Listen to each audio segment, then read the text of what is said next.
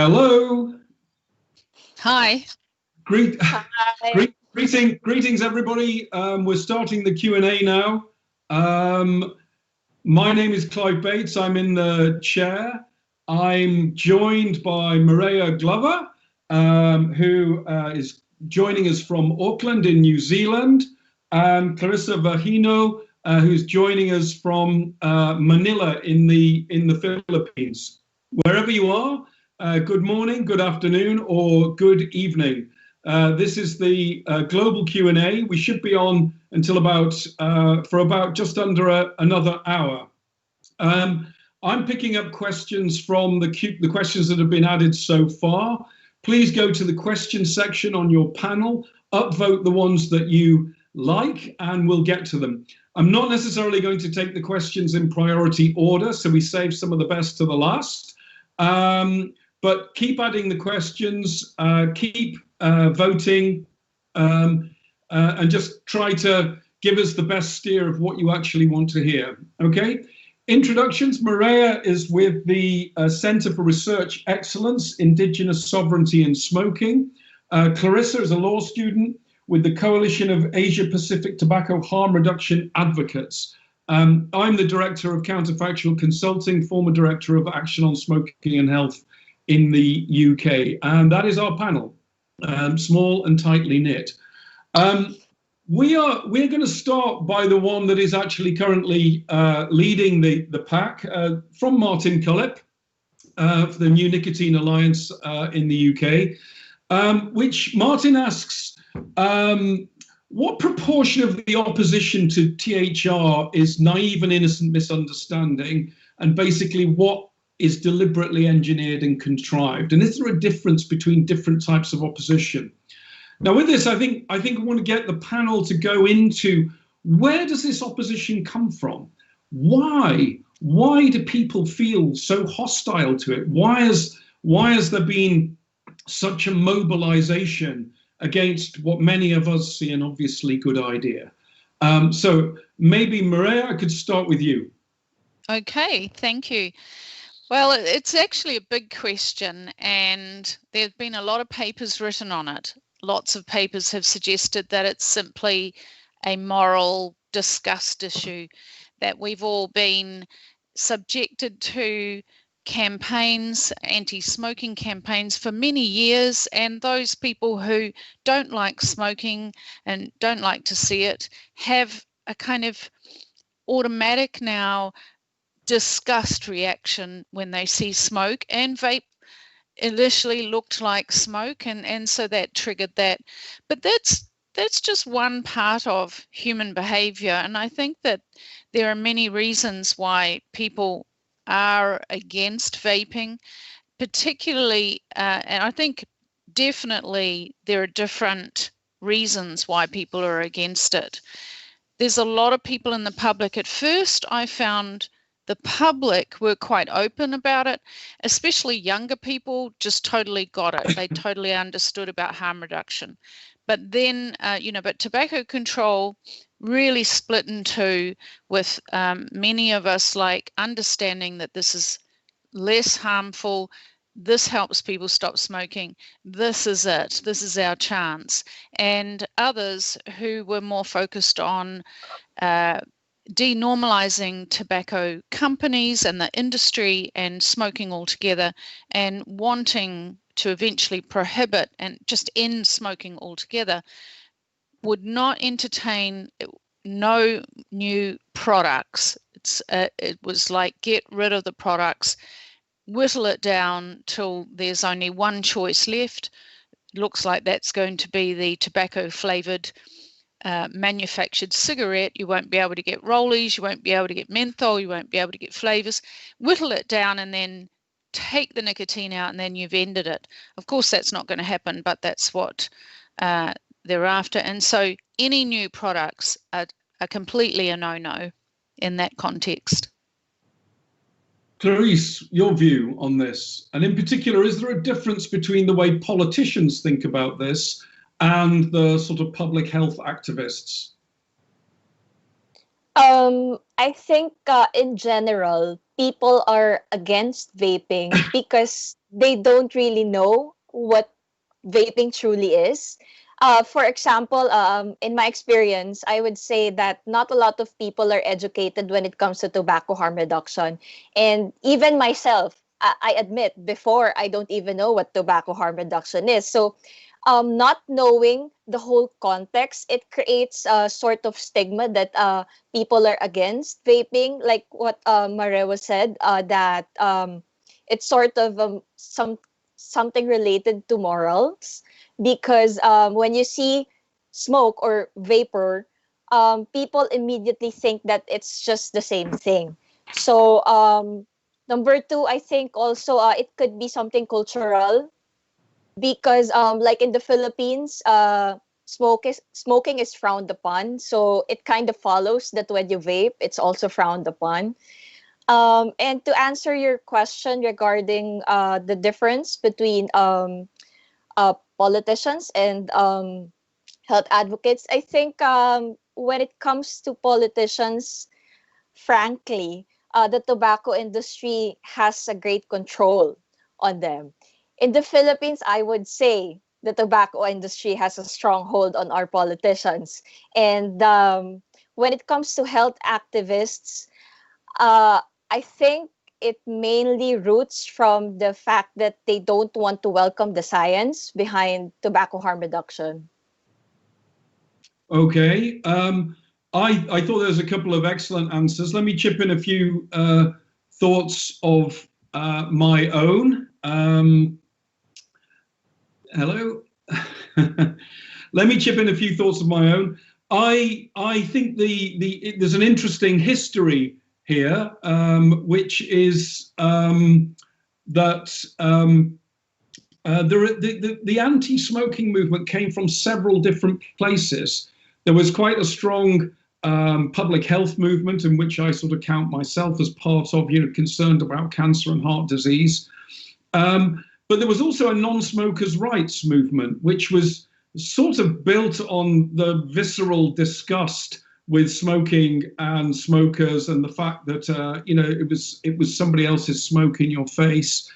And then I think there is the sort of abolitionist approach, the people who basically think this is like all drugs, a kind of, except alcohol, of course, which is widely used in the public health community, is a sign of sort of weakness and moral failure and sort of kind of inadequate strength as a person, and that doctors should tell you what to do and you should do it. And those, I think, those used to travel together in an anti-smoking narrative. You could be against smoking, against nicotine, against passive smoking, against the tobacco industry, and everything basically lined up. But when you have greatly reduced risk products like vaping, heated tobacco, smokeless tobaccos like snus and so on, those different agendas peel apart, and the contradiction within them become much more visible. And I think that is what we're seeing now in the broader public health movement. And it may be that many of the people who we thought were trying to do things for public health reasons were doing things because they were essentially drug prohibitionists. I think, as I mentioned in my talk, I think this is a very solving the problem of smoking with tobacco harm reduction is strongly countercultural. It's essentially a private sector activity. It's empowered consumers taking the initiative at their own expense to protect their own health, interacting with innovative companies in a market that is fairly lightly regulated, or it has been until now. And that seems to be what's worked so far. That is just not in their playbook. There is no space for that in the acronym Empower that drives this. I just want to return to one point in Martin's question, which is how much of this is, if you like, innocent, and how much of it is cynical. My view is that most of this is not deeply cynical. It is more culturally embedded. It's just the way people think. They're not saying, oh, look, there's another way of looking at the world there. I hate that. I'm going to resist it. It's something that comes more instinctively. It doesn't mean it's right or justifiable, and certainly not in professional settings. You can't just let your instincts take over. You have to be much more kind of thoughtful than that.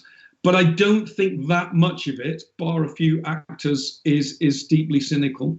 I also think that there's a huge amount of groupthink in this, and a relatively small number of leading voices, powered by a great deal of money, affect the whole environment. And if, there's probably about a dozen people worldwide, if they change their mind, the entire world would move with them. They would start to see things differently, and those are the real sort of influence formers. And as I say, many of them have very strong interests not to shift their views. Before we move on, Maria, Clarissa, any final thoughts on that question? It's a really good opening question. Yeah, I think we don't really want to give the dirty dozen, that much power. Tobacco control, and in fact all of public health, is about controlling the narrative, and it's become more about communication, and that's why we have professors of communication in there now, because it's about how do you get cut through and how do you get your message across, especially in this new era with, there's so much competing input coming all the time. So I think, and again, this is coming back to politicians as well. Politicians are really busy. I could say some of them are quite lazy. They don't really want to put the time and effort into learning about something properly. And although some are, like the Minister of Finance in Japan, when I met with him with a group of people, you couldn't tell him anything. He knew it all. So some do their research and some just don't care enough to figure it out. They just want to be told what to think, and hopefully by a bunch of experts. And couldn't you just all agree with each other? That would make it a lot easier. But so I think I agree with you, Clive. I think it is a minority of people, quite a small minority in the sector, but they're controlling the narrative, and they use bullying tactics to do that. If you disagree, then you potentially are kicked out.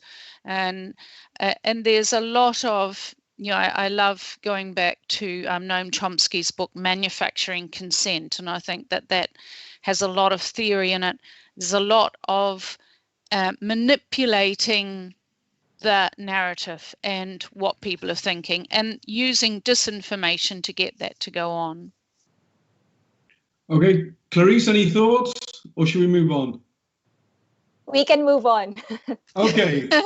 Okay, I think Lorenzo had a really excellent answer. I think it's a really important question, and a lot flows from that. A lot flows from it. Okay, next major question that comes up is on the WHO. Now, WHO has taken quite a battering.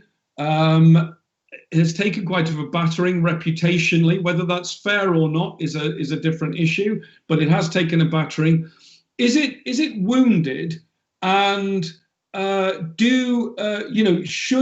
is this the time to act more decisively on WHO? Or let me ask the question differently. WHO is clearly hostile to tobacco harm reduction. What is the right way of dealing with that? How should we engage and get a change in attitude and outlook from WHO more positively? Clarice, do you want to give your first thoughts? Okay. I think, well, given the circumstances that we are in right now and due to the pandemic, people have the image of WHO as wounded, but I beg to disagree, because THR has been on WHO's plate even way before the pandemic. So whether they still have tactics going on at the moment against THR, so I don't exactly think they're wounded at all. Okay. Maria, your perspective. WHO seems to be all cut up into pieces, so they're not like coordinated in any way. So the Framework Convention Alliance and the Framework Convention on Tobacco Control, the secretariat that runs that, seem to be off on their own planet and can do whatever they like. And then, so they seem to me a very disjointed organisation, with the departments dealing with their own, body bit or disease that they have control over. And, a lot of our ministries of health are like that. They're compartmentalised.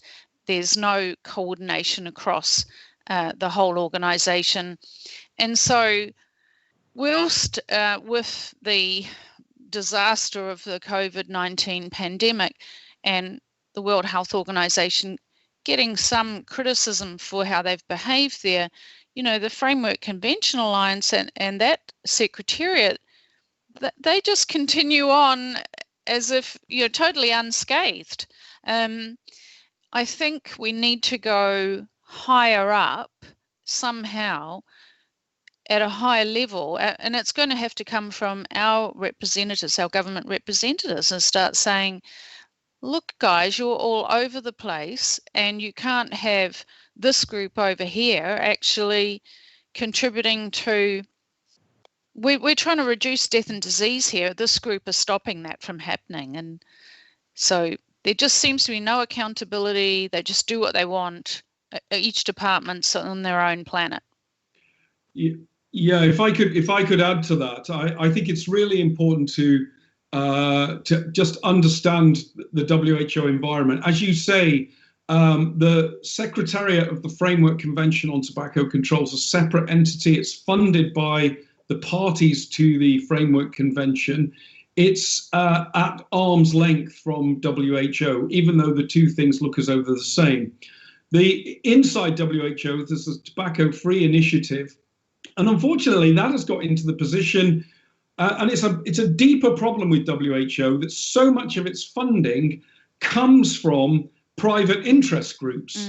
It is not funded mainly by governments anymore. It's funded by mostly by voluntary contributions. And in this case, it includes substantial funding from groups like Vital Strategies, from Bloomberg Philanthropies, from the Gates Foundation, who bring a policy agenda with them. So there is a gigantic conflict of interest, and it's visible inside WHO. And you particularly see this in the global report on the pandemic. And then there is a sort of ancillary media operation, again, ultimately Bloomberg funded, that is running around that, trying to define the problem as being something to do with the tobacco industry. When actually the problem is with WHO and its refusal to engage in with technologies and with approaches that will help the most vulnerable, most dependent smokers. And that, I think, is at the heart of it. I agree completely with you that the WHO is very unresponsive. The democratic pathways and accountability of entities like the WHO is very poor. And the route to accountability is through the parties to the Framework Convention on Tobacco Control, who should be able to do, at least rein in the more ridiculous excesses of the Secretariat, and also the shareholders and executive board of the WHO, which again are member states, which should be very alarmed about the inaccurate falsehoods that WHO routinely publishes. So the way into WHO is through member state governments. A lot of governments are unwilling to take that fight up. So it is a pretty armor-plated, conflicted, and unaccountable, unresponsive organization. But we've got to keep trying. After that, I'm going to bring in the next question. Which is, I think, to go down the list a bit. How can we engage more consumers to take roles? Probably you know, 60, maybe more million consumers. We probably had, you know, 500, 600 with us this morning. And I hinted at this as being one of the problems. I mean, there's a huge number of people with a legitimate interest in this and life or death interest, and yet the pitch of consumer activism and engagement seems quite low. How do we engage, or how should these consumers and their interests be more effectively engaged? Maria. Me or okay? Yeah, you go first. Okay, so I come from my training as a community psychologist, and we were trained, you know, to work with consumer groups and to assist with advocacy. So I kind of think of it like that. The vaping community, and not all consumers have the time or energy. So everyone's got busy lives, and this takes energy. Particularly, I've seen when there's a threat to vaping, when the threat is very strong, then you know there's definitely more drive to do something about that. And you know, so when they're threatened with losing vaping altogether. And then in New Zealand, what happened is, like, the government said they were going to pass regulation, and they have now. It's going before the House soon, and to me, that should have always been seen as a threat. But as soon as it was like, oh, yay, we're getting legislation, that's what we fought for. And then I think a whole lot of interest dropped off. So it's about helping the community and the people in the community to find the goal. You know, what's your 100%? And, you know, if you want flavors, and if you want everyone who smokes to have equitable access to vaping products in the corner stores, you know, so you have to have very clearly defined goals and not just legislation, because now we're going to get legislation and there's a whole lot of restrictions included in it. So, okay, all right for those people who vape now, but a whole lot of people just got cut out. And yeah, so it's a very difficult one. We must remember, you know, smoking, particularly in New Zealand and Australia, and is concentrated, is higher among people in lower socioeconomic groups and marginalised groups, stigmatised groups, and they have a lot more on their plate, a lot more to do to just cope. So it's about being realistic as well. Engage the ones who can help. Clarice, you're part of a movement in the Philippines. How's that going, and how are you engaging, you know, like ordinary vapors, or, you know, people with a passion for this? Mm-hmm. I have to agree with what Maria was said earlier, that because I also noticed this, that vapors or consumers, particularly in the Philippines, only react when there's a threat. This might be something psychological or biological, I'm not sure, but I noticed that when there's a clear threat to prohibition, a lot of the consumers are very reactive. But when that threat sort of dies down, or when the issue dies down, the interest also dies down. And actually, that's a real problem that we're dealing with, because we have to find a way to maintain the interest and the passion for fighting for our rights. And I think one solution would be, aside from setting a clear set of goals, is that we have to always remember that the threat to prohibition is constant. And the problem on smoking cessation, it's also constant. So yes, people have busy lives and all that, but maybe we can, you know, spare a minute or two to participate in even the smallest ways that we can. Yeah, I agree. I think I think it's right, and actually I think it's understandable and unrealistic to expect just ordinary people to engage when there isn't really a threat and there isn't really anything to do. The key thing that we've got to have, I think, is consumer organizations that are there working in the background in the interests of people who support these technologies and whose lives depend on them. And you know, the consumers need to just get their hands in their pockets and support them, whether it's the new Nicotine Alliance or whatever. The vape shops need to get behind them. The the reviewers, the YouTube reviewers need to talk about these issues, not just about technology all the time. It's got to be understood as something as a technology and political battlefield as much as anything. I'm going to go on with the next question now. It's a good one. I'm not taking them in order, so I'll come back to them. But some quick thoughts. Mark Dickinson here. As vaping opponents struggle to make their case based on science, and this is true, they're getting increasingly anti-scientific. The vaping opponents are resorting to smears in the form of alleged conflicts of interest.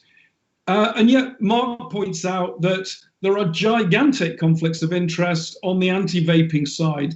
So, for example, many groups, media outlets, PR campaigns are funded by Bloomberg Philanthropies, and Bloomberg himself is on record in the presidential campaign, his abortive presidential campaign, as supporting vaping prohibition. In any sensible world, that would be regarded as a huge conflict of interest for the groups and media outlets taking his money. Mark asks, is there an opportunity to broaden the conversation about what is a conflict of interest and how it should be addressed? And is there a more mature approach to COI, particularly when we have the tobacco industry in a position of disruption at the moment, where it could go either way? It could retrench to cigarettes, or it could move to a more harm-reducing platform. And do we need a more nuanced discussion about conflicts of interest, and what would that look like? The person who's been on the worst receiving end of this probably in the world is Maria, so I'm going to open up with her to start with. Thank you, Clive. It's I think you certainly need to learn how to carry on despite the abuse. And in terms of conflicts of interest, and I talked about that earlier, recognizing that everybody has their own ideology, and some people, you will never sway them because for example, their religious belief is that the body is a temple and you shouldn't put any drug into it. And we had in our government health select committee, the chair was talking to one of the people submitting and said, oh yes, we know that nicotine is not what kills, but what we really want is everybody to be chemical free. It's like, this is really people with these unrealistic tropes of you should be chemical free and the body's a temple. So some people will never change their position. We don't, as I said in my talk, we don't recognize that a person's religious beliefs may be biasing their worldview. Then there's cultural differences. And I think that we do need to start widening the conflict of interest discussion, and particularly the sector of nursing, midwifery, and feminist research had that as part of their thing, where you declare, I'm interested in this because I used to smoke, or because I know someone who smoked and now they don't. They all influence us, and it's important, as well as where you get your funding from, as well as those personal desires to be a hero, the people who are in it for their legacy. This is their legacy. They fought to get rid of cigarettes. They want the award. You're not getting the award for bringing along vaping and that they're redundant. So there's all sorts of conflicts. So we do need to figure out how to recognise the broader range of them. All right, Clarice, any views on that? I think Marewa summed up all my views as well. That's fine. I think one of the most interesting papers on this is by Lynn Kozlowski, and he talks about the pervasiveness of conflicts of interest, in that everybody comes to the issue with some sort of priors, some sort of worldview or moral outlook, and I know I review a lot of the science every week, and there are certain names they come up, and I know what they're going to say before I've even opened the paper.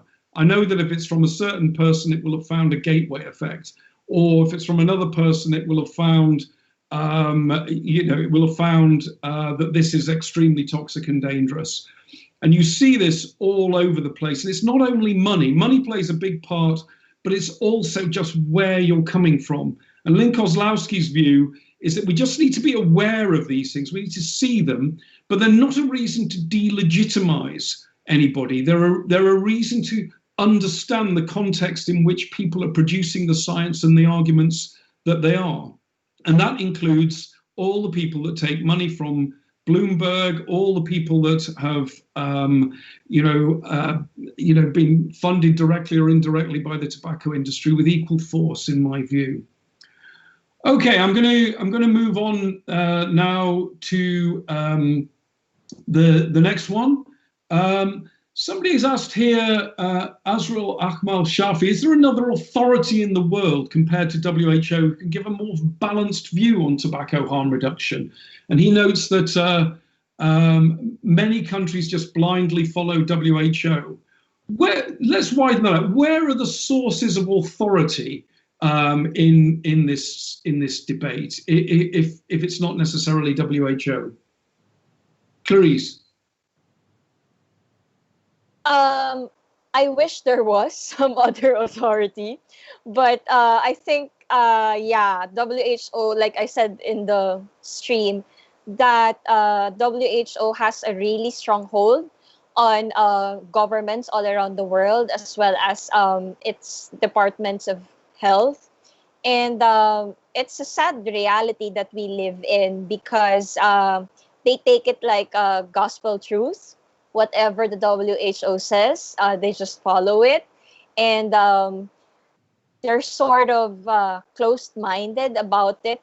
We try to convince them with the existing science regarding THR, and yet it's still not being embraced. And because of that, it creates much worse problems, especially for consumers.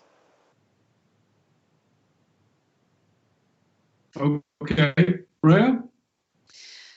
I think that obviously science and scientists are an authority, and we're lucky we have Public Health England regularly putting out a review and an update of the overall science on, for example, on vaping, and what does that say. And and then we have systematic review after systematic review.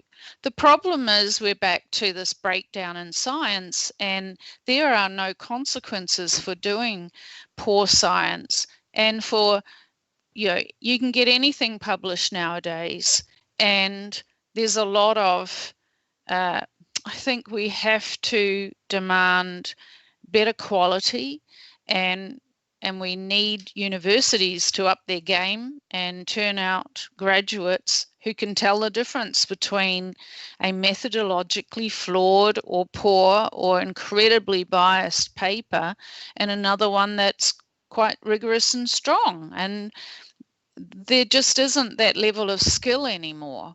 And so you read a systematic review and you see them all the time, Clive, they come through, and there's no nuance. They're just like, 3 studies said e-cigarettes are harmful or do this and that, and 2 studies said they didn't.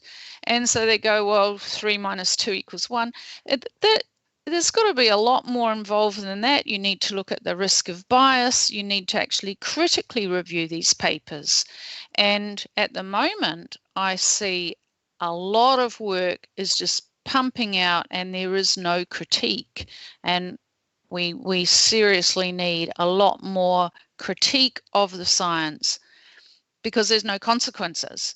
And then there's nobody, so few people can tell the difference, especially politicians when it gets to, and policy analysts.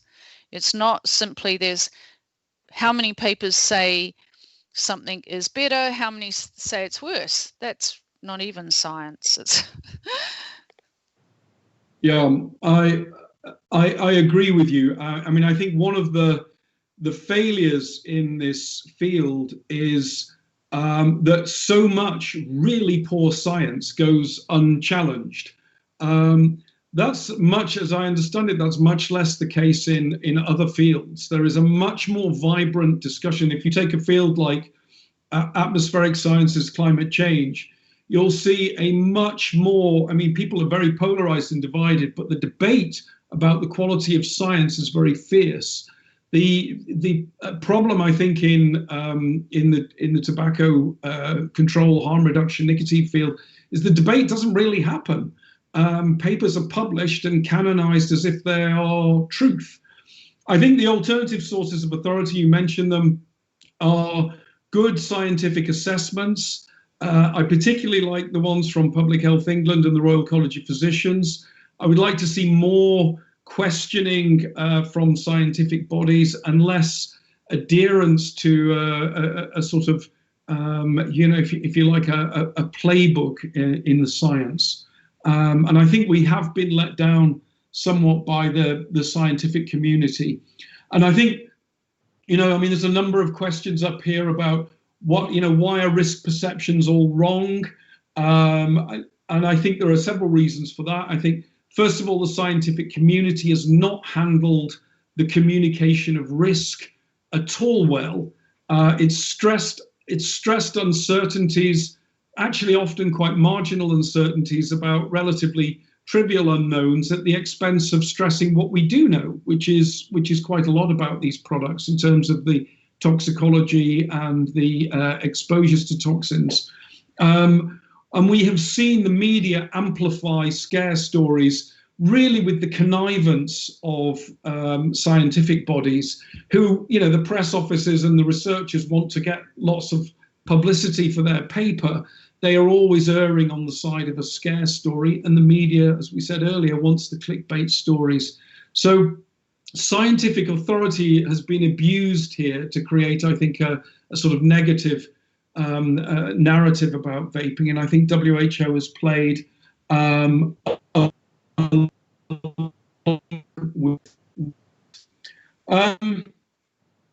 let's move on to the next question. All right, how can we incentivize scientists, journalists, and lawmakers to take a more objective approach to tobacco harm reduction? Let's go. It's kind of related to the last question, Maria. Okay. Well, first off, objective, and I think I said this before in my talk, none of us are really objective. So it's about upskilling and being able to look at the science.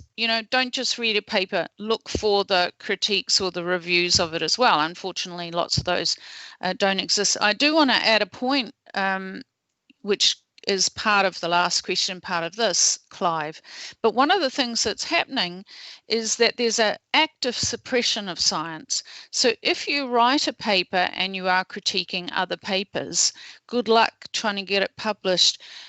Tobacco Control Journal and a number of other journals now have policies in place where they're basically saying you can't print, like my papers. Any of my papers will not be accepted because I'm funded by the Foundation for a Smoke-Free World. So we have active suppression and destruction of science and the scientific process going on, apart from, active attacking of scientists as well. That stops people. It stops people out of fear. We used to call it, when we referred to the tobacco industry, because it was one of their tactics, the chilling effect. You would remember that, Clive, the chilling effect. And now tobacco control are doing that to anyone within the sector who disagrees with, with their particular push. Sorry, I've probably moved away from the thread. Perhaps Clarice can pick it up. Clarice, your view on how we can get a more objective debate and discussion about the issues here. I mean, not suggesting that we should have a counter propaganda operation to oppose the propaganda operation from the other side, but how do we get a more informed discussion in which we explore differences in perspective respectfully, we acknowledge differences maybe in values and value judgments respectfully, and that we look for common ground? We don't seem to have that at the moment. We seem to have something that is, basically a war of words, and often not even that. It's a war of exclusion. Not even allowed in the room to have the argument, or you can't find somebody to even have a debate with because they won't debate.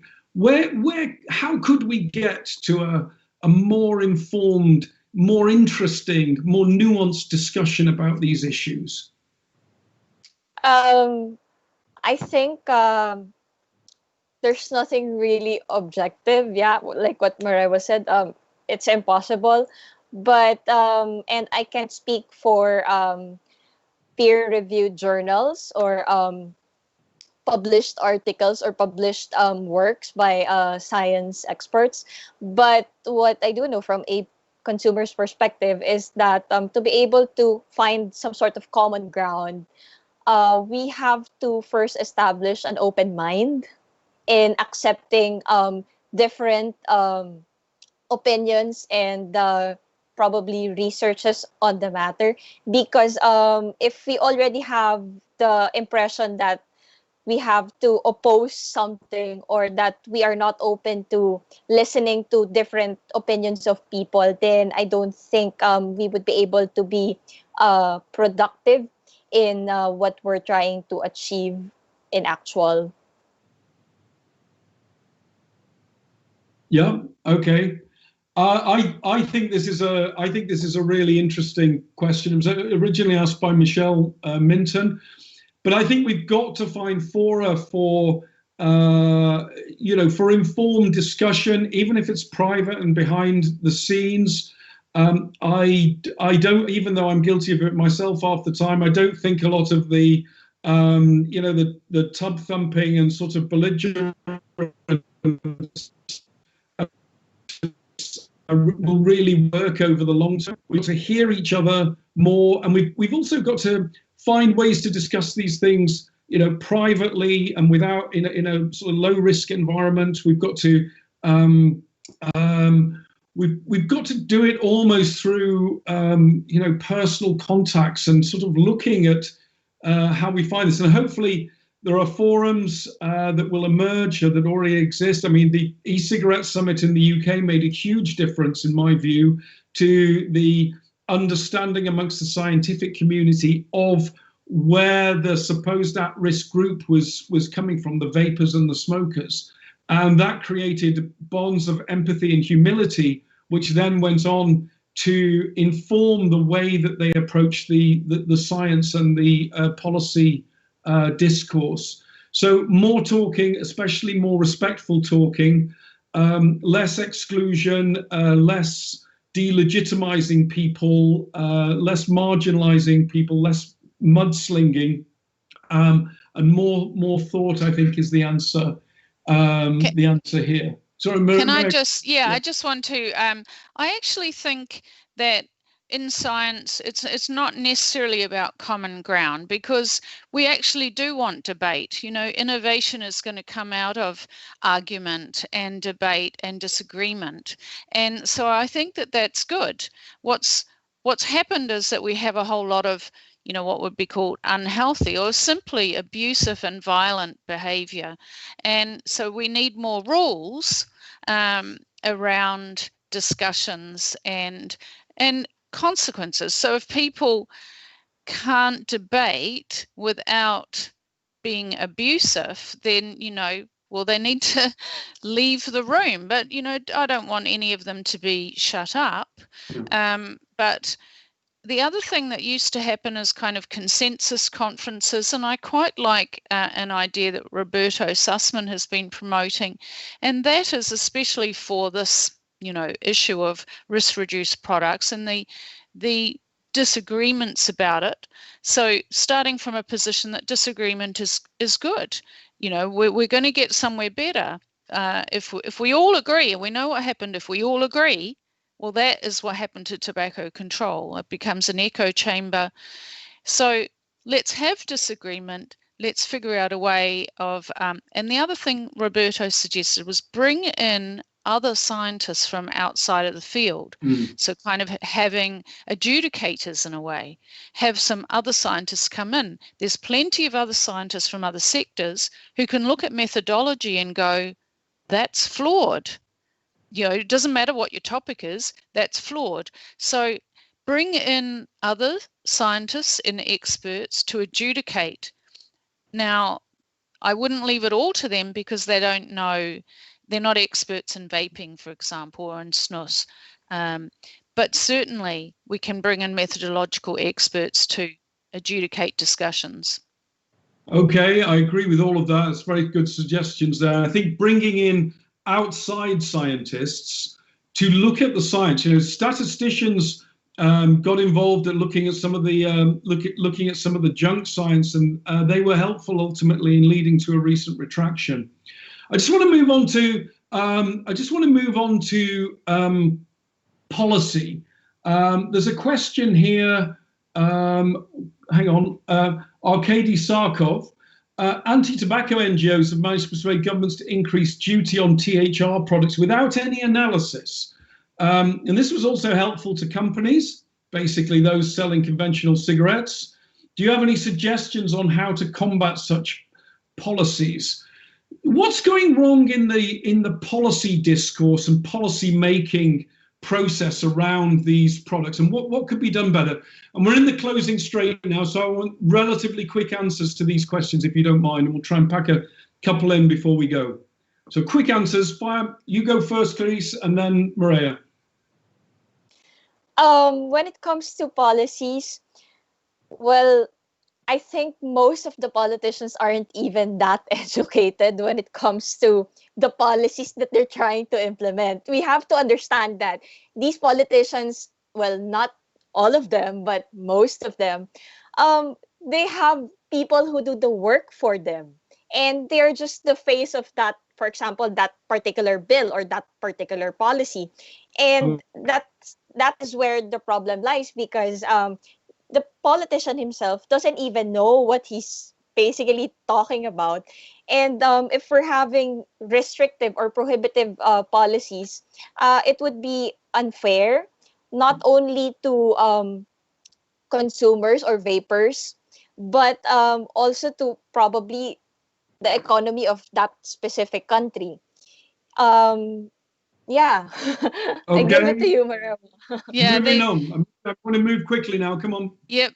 So the problem with policy is that we're relying on policy analysts, and they're technicians, they're not experts in the topics, and so they're following processes and assessing evidence, and they're doing what I was saying before, where they go, well, how many papers say it's good, how many papers say it's bad? So there's a lack of depth there, and scientists need to be writing papers that do the work partly for them. So the other thing is a lot of policy analysts are bureaucrats. They're official, they're climbing the ladder.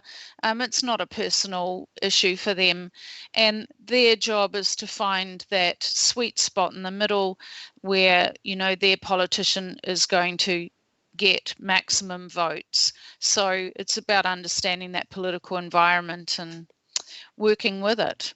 All right, very good. I've got three principles for policymakers. No youth policy should be examined without also looking at adults. That's the first. The second is that no vaping policy should be looked at without thinking about smoking, and in particular youth smoking.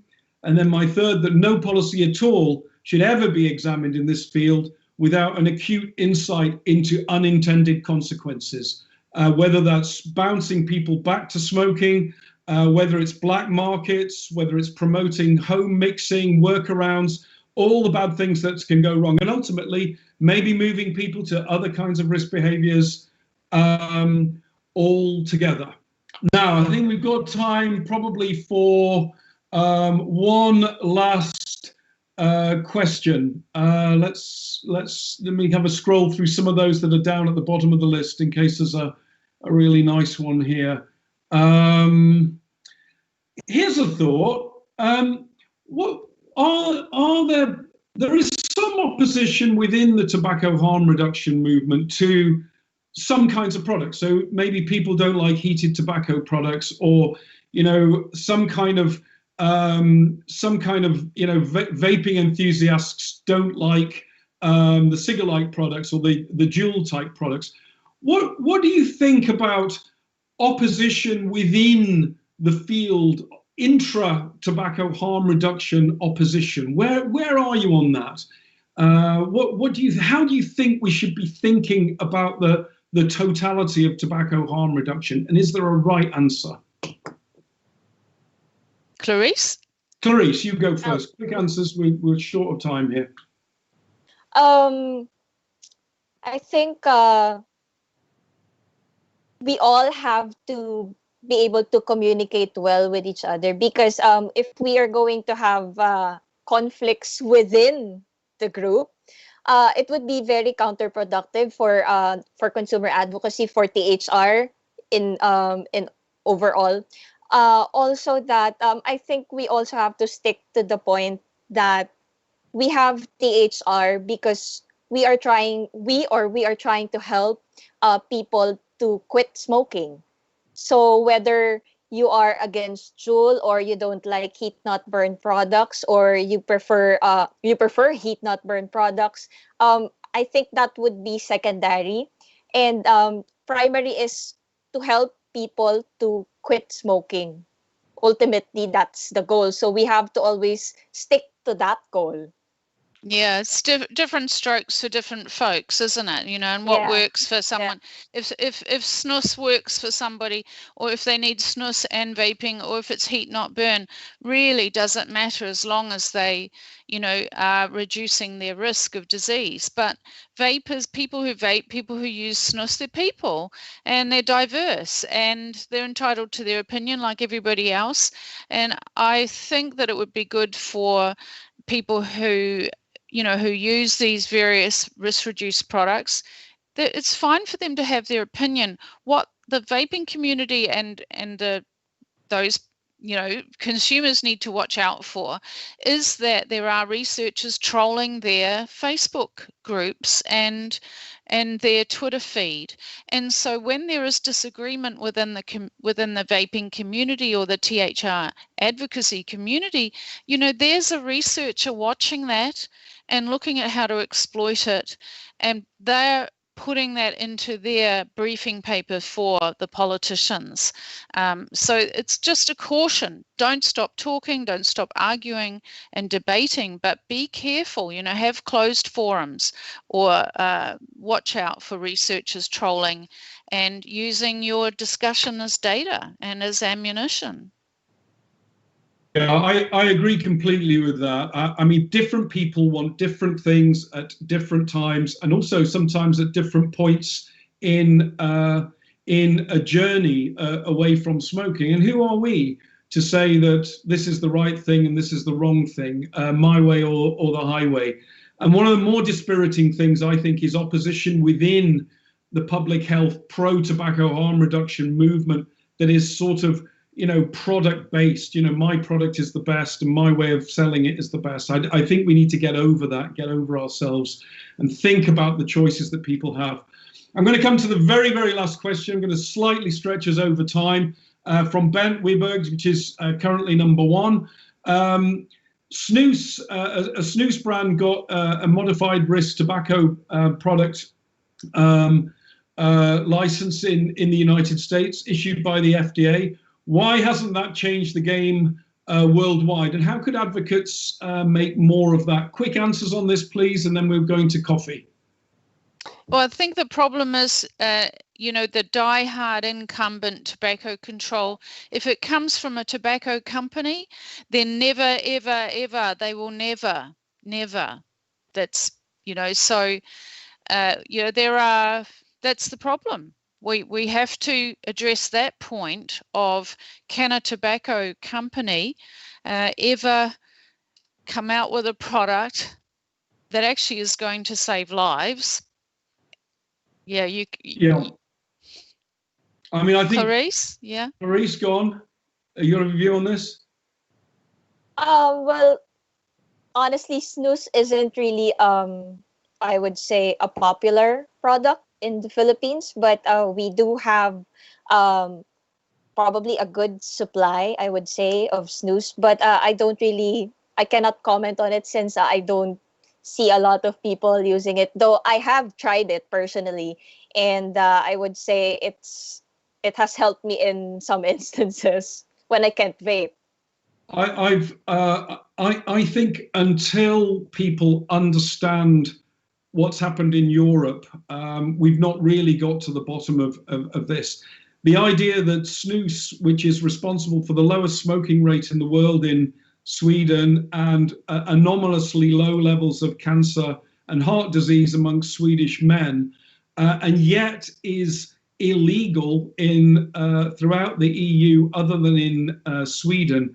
That is incredible. But what it does is it tells you something about the nature of the opposition to tobacco harm reduction, how anti-scientific and how disconnected from public health it really is, and therefore how hard it is for even an approval from the FDA to break through this kind of wall of basically insanity that denies people the right to access a product because it's a tobacco product made by a tobacco company that is responsible for the best results on tobacco and nicotine anywhere in the world. And that, my friends, is what we are fighting. And that is where we are going to leave it before we go into the coffee break. The sheer insanity of the European Union's snus ban. That is the poster child for the idiocy in the tobacco control world here and now in 2020. So thank you very much, Clarice. Thank you very much, Maria. Thank you very much for all the questions. I'm so sorry for the ones that we didn't get to, but I think we got to quite a lot. Thank you everyone who watched through the first session. Go on, get the kettle on for your virtual coffee break. Relax. But to come back in half an hour's time, just now, for the next session, chaired by the, let's put it this way, effervescent Ethan Nadelman on nicotine science, ethics, and human rights. Let's get deeper into some of what's going wrong here with Ethan and a fabulous panel starting in about 26 minutes from now. And from me here in England, from Maria in New Zealand, and from Clarice in Manila, it's goodbye and over and out.